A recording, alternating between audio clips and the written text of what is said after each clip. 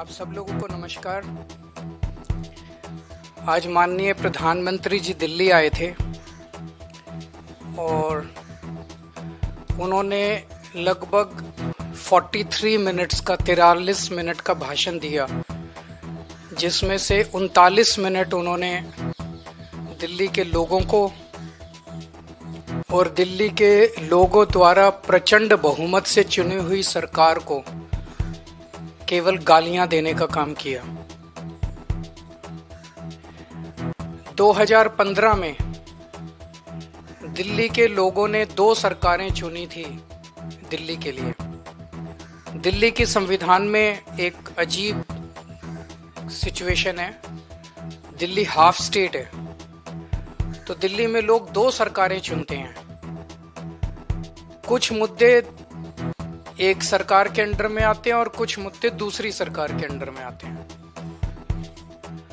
तो दिल्ली में 2015 में लोगों ने 2 सरकारें चुनी थी, केंद्र सरकार बीजेपी की और दिल्ली सरकार आम आदमी पार्टी की।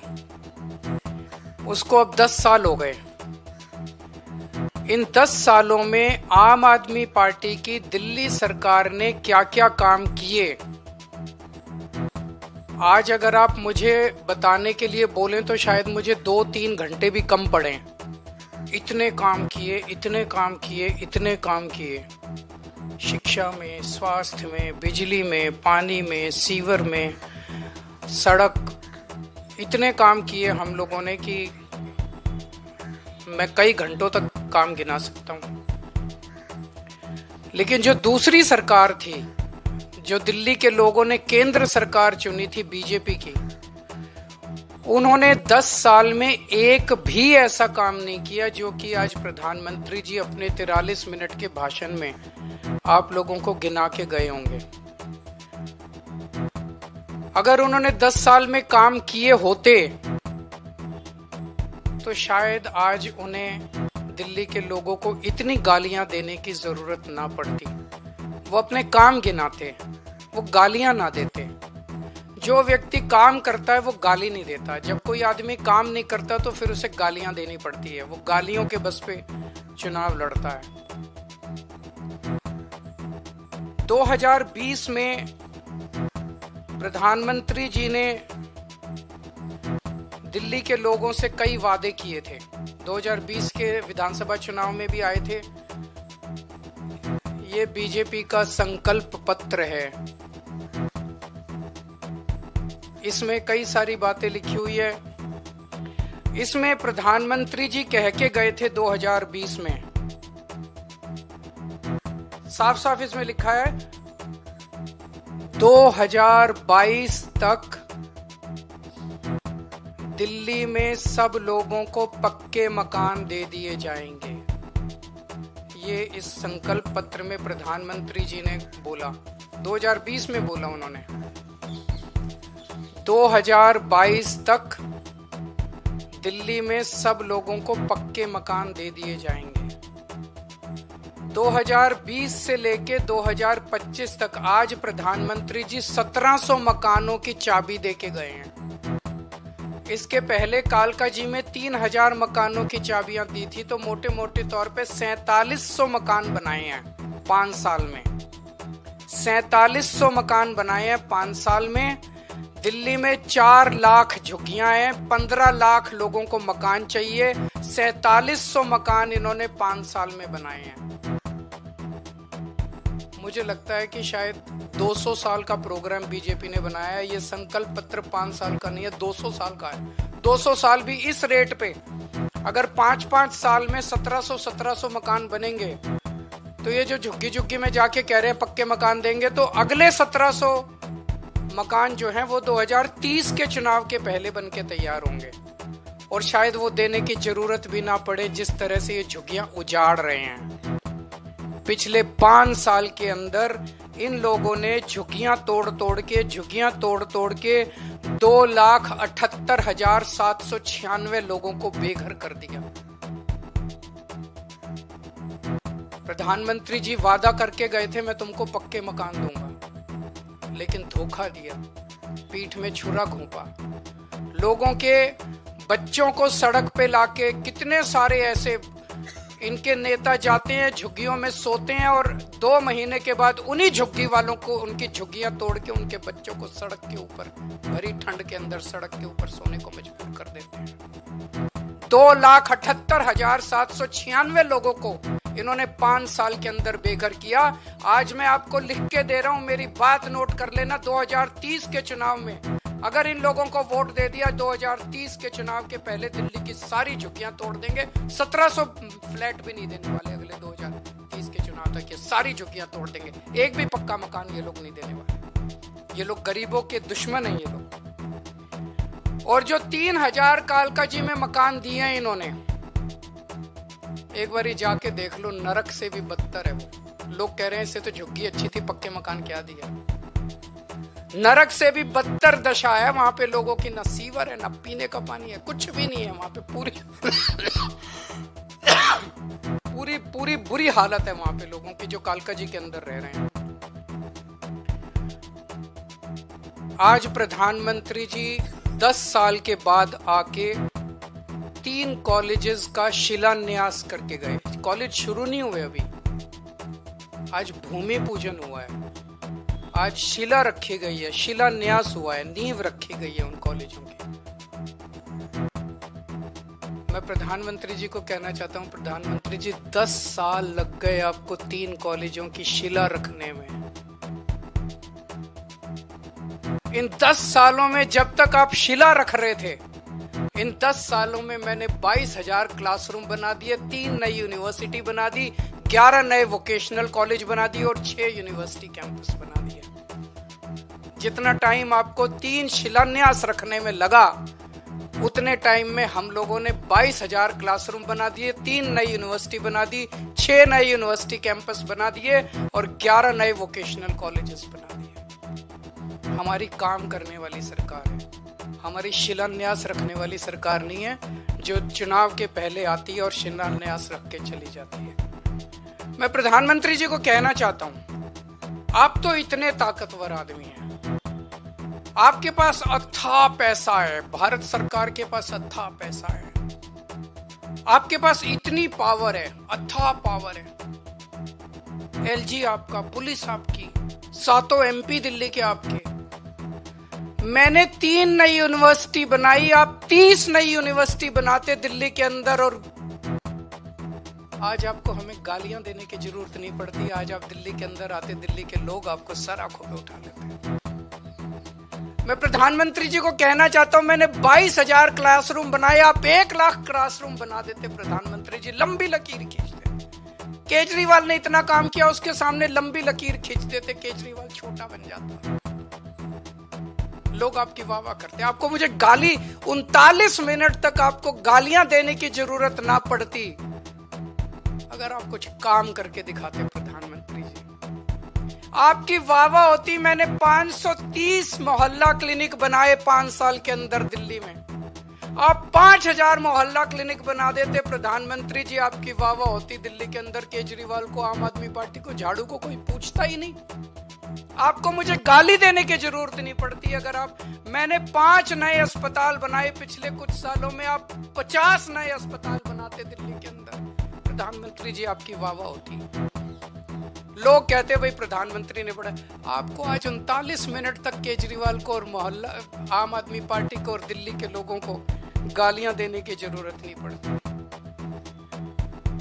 पिछली बार याद करो, इसमें भी लिखा हुआ है, इनके संकल्प पत्र में लिखा है, 40 पूर्वांचली समाज के साथ सबसे बड़ा धोखा किया है भारतीय जनता पार्टी ने। सबसे बड़ा धोखा पूर्वांचली समाज के साथ किया। हमारे उत्तर प्रदेश और बिहार के गरीब भाई दिल्ली में आते हैं, या तो पढ़ने आते हैं या नौकरी ढूंढते हुए आते हैं। उन्हें दिल्ली में किराए पे रहने के लिए जगह नहीं मिलती, तो वो कच्ची कॉलोनियों के अंदर सस्ते किराए पे या तो ले लेते हैं जगह और या खरीद लेते हैं सस्ती कच्ची कॉलोनियों के अंदर। तो कच्ची कॉलोनियों में दिल्ली के अंदर लगभग मोटे मोटे तौर पे सब पूर्वांचल समाज के लोग रहते हैं। दिल्ली के अंदर कच्ची कॉलोनियों में 2014 के पहले कोई काम नहीं होता था, नरक की जिंदगी थी। 10 10 साल के अंदर आम आदमी पार्टी की सरकार ने लोगों को इज्जत और सम्मान की जिंदगी दी। हमने अपने पूर्वांचल समाज के भाइयों के लिए सड़कें बनाई, गलियां बनाई, स्ट्रीट लाइट्स लगवाई, नालियां बनवाई, सीवेज सिस्टम दिया, पानी की पाइपलाइन बनवाई, सीसीटीवी कैमरे लगवाए, मोहल्ला क्लिनिक बनाए, अस्पताल बनाए, स्कूल बनाए, उनको इज्जत की जिंदगी दी। 2020 में मेरे को याद है, शायद 5 दिसंबर का दिन था, जब हरदीप पुरी जी और ये आए थे और दिल्ली के लोगों को, पूर्वांचल समाज के लोगों को 2019 या 2019 के पहले वो प्रॉमिस करके गए थे 40 लाख दिल्ली की कच्ची कॉलोनियों के लोगों को हम मालिकाना हक देंगे, उनकी रजिस्ट्री कराएंगे। 5 साल में 25,000 लोगों की रजिस्ट्री हुई, 40 लाख के मुकाबले 25,000 लोगों की। तो लोग कहने लगे हैं, जो कहते हैं वो तो कम से कम बिल्कुल नहीं करते ये लोग, और कुछ करे ना करे जो ये वादा करते हैं वो तो आप ये लिखवा लो कि ये बिल्कुल नहीं करते। आज प्रधानमंत्री जी बोले दिल्ली में आपदा आई हुई है, कई बार उन्होंने कहा दिल्ली में आपदा आई हुई है, दिल्ली में आपदा। आपदा दिल्ली में नहीं आई, आपदा भाजपा में आई हुई है। 3 तरह की आपदा भाजपा में आई हुई है। पहली आपदा, भाजपा के पास सीएम चेहरा नहीं है। दूसरी आपदा, भाजपा के पास नैरेटिव नहीं है, उन्हें पता ही नहीं चुनाव किस मुद्दे पे लड़ना है। तीसरी आपदा, भाजपा के पास कोई भी एजेंडा नहीं है इस चुनाव के लिए। तो 3 आपदा भाजपा के अंदर आई हुई है और एक आपदा दिल्ली में आई हुई है, वो है कानून व्यवस्था। दिल्ली के अंदर खुलेआम गैंगस्टरों की गोलियां चल रही हैं, लेकिन अमित शाह को सुनाई नहीं दे रही। दिल्ली के अंदर महिलाएं रो रही हैं, चीख रही हैं, चिल्ला रही हैं, उनकी चीख पुकार अमित शाह के और मोदी जी के कानों तक नहीं पहुंच रही। व्यापारी रो रहे हैं, व्यापारी दया की भीख मांग रहे हैं, गैंगस्टरों से व्यापारी जो है सुरक्षा मांग रहे हैं, लेकिन इनके कानों तक उनकी आवाज नहीं पहुंच रही। मैं प्रधानमंत्री जी से निवेदन करना चाहूंगा कि अपने अमित शाह जी को कहिए, अगर उनको थोड़ा सा समय सरकारें तोड़ने, जोड़ने, एमएलए खरीदने से समय मिल जाए तो थोड़ा सा समय दिल्ली की कानून व्यवस्था पे भी दे दें। और जो काम दिल्ली सरकार कर रही है, शिक्षा में, स्वास्थ्य में, बिजली में, पानी में, महिलाओं के लिए, बुजुर्गों के लिए, उस काम को लोग आपदा नहीं आशीर्वाद कहते हैं। अगर आपका कोई प्रश्न है तो आप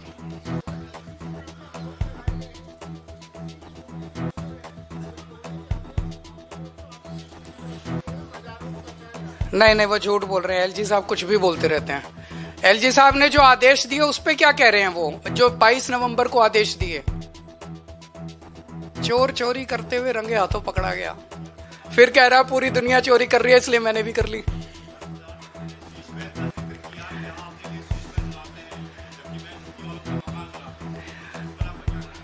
₹2700 करोड़ का अपने लिए घर बनाने वाला, 8400 करोड़ रुपए के हवाई जहाज में घूमने वाला, 10 लाख रुपए के सूट पहनने वाला व्यक्ति, उसके मुंह से शीश महल की बातें अच्छी नहीं लगती।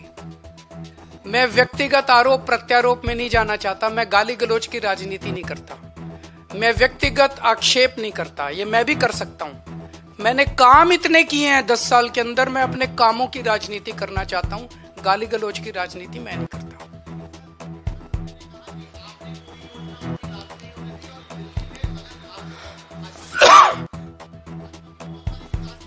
हमारे सामने एक ही मकसद होता है, दिल्ली के व्यक्ति का कैसे फायदा होगा। अगर दिल्ली के व्यक्ति का फायदा, आम आदमी का फायदा केंद्र सरकार की योजना से होता है, हम केंद्र की योजना लागू कर देंगे।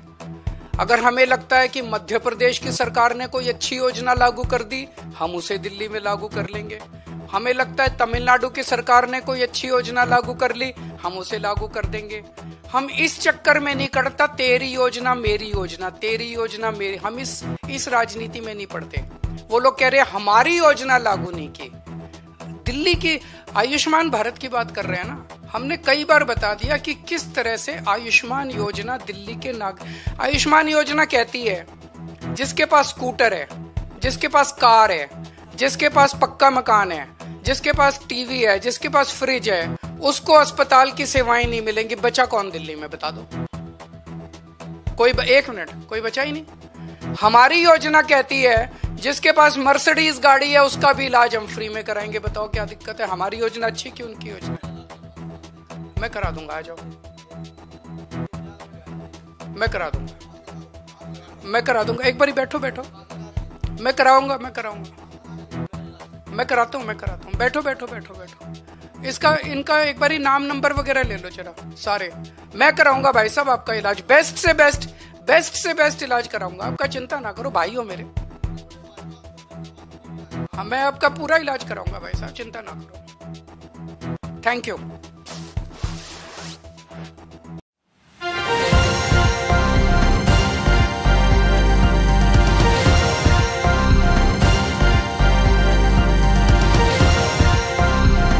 आप देख रहे हैं न्यूज़ 1+, हर वक्त हर खबर।